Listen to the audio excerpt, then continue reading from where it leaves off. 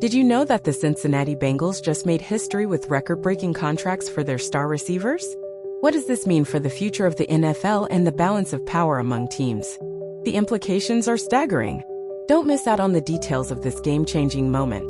The Cincinnati Bengals have recently finalized lucrative contract extensions for wide receivers Ja'Marr Chase and T. Higgins, securing the core of their explosive passing offense for the foreseeable future.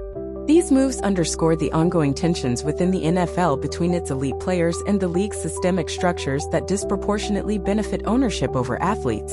On March 17, 2025, media reports confirmed that Chase's new deal, a 4-year contract worth $161 million, makes him the highest-paid non-quarterback in NFL history. Meanwhile, Higgins, who has long sought a long-term commitment from the Bengals, signed a 4-year deal valued at $115 million. Combined, these two contracts exemplify the complex nature of modern NFL negotiations, where star players push back against the structural inequities of the system that undervalue their contributions until they force the league's hand. Ja'Marr Chase, who is just 25, has already built a career that solidifies his elite status within the NFL. His journey to this record-breaking contract was fraught with tension. In the summer of 2024, Chase staged a hold-in, attending practices but refusing to participate as a statement against the team's unwillingness to offer a contract extension.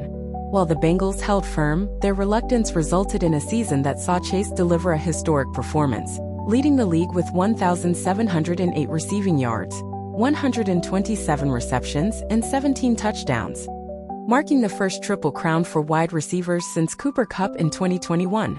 The irony is palpable. While the Bengals initially balked at paying him, his stellar performance only reinforced his value. It raises a question: why does it take such public discord to secure the value that players like Chase consistently deliver? Higgins, too, has seen his fair share of obstacles.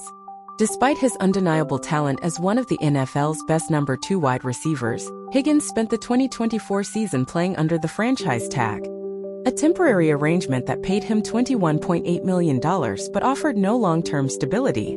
After being tagged again in March 2025, he finally secured his own extension for $115 million. While this deal resolves his immediate concerns, it highlights the systemic issue that many players face: the continual battle for fair compensation within a system that seems designed to capitalize on their short careers. Can one truly call this a fair system when the most talented players, who are indispensable to their teams, must fight for what they are worth?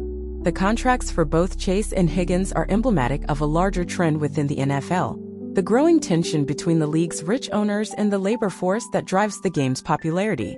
While ownership reaps the benefits of lucrative television deals, licensing, and merchandise sales, it is the players who risk their health and well-being every season.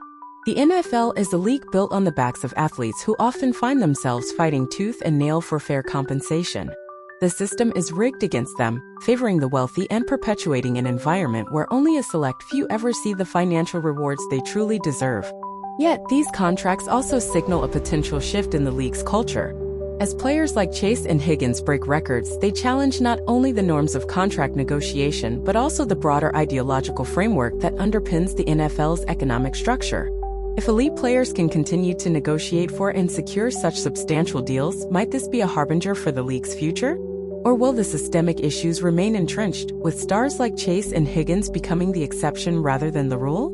As they secure their futures, the larger question looms: can the system adapt?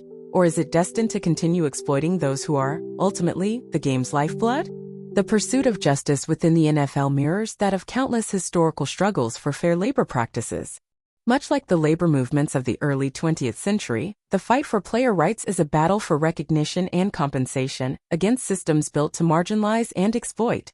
As these deals come to fruition, the hope remains that the road they pave will allow future players to demand and receive what they are worth without needing to resort to such drastic measures.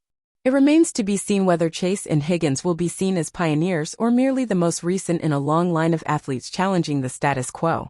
Only time will tell how this trend will reshape the NFL, but the ripple effects of their deals will be felt for years to come.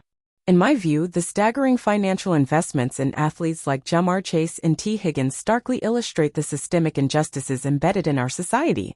While these players reap enormous rewards for their talent, countless marginalized individuals remain trapped in a cycle of poverty and inequality, struggling to make ends meet.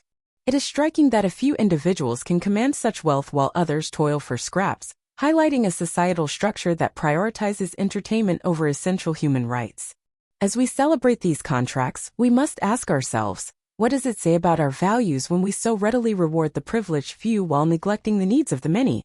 Scribit y Dale like para mantenert informadu.